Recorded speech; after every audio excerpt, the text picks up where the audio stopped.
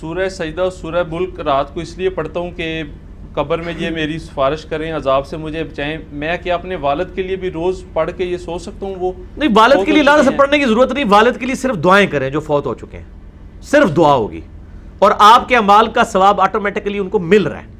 وہ آپ کو پہنچانے کی ضرورت نہیں ہے، آپ کے پڑھا ہوا بھی ملتا ہے کیونکہ والد کی انویسٹمنٹ ہے نا. آپ مسئلہ 74 میرا اصالہ ثواب پہ دیکھ لیں.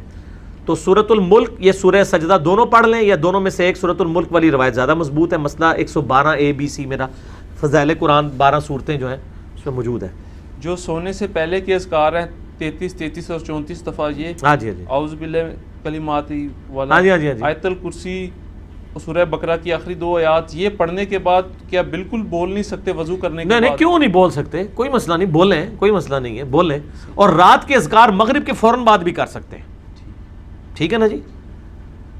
اس کے لیے یہ شرط نہیں ہے کہ آپ نے سورۃ الملک جس سونے سے پہلے پڑھنی ہے. وہ صرف آیت الکرسی کا ہے کہ بستر پہ جانے سے پہلے یا بستر پہ جاتے ہی پڑھ لو.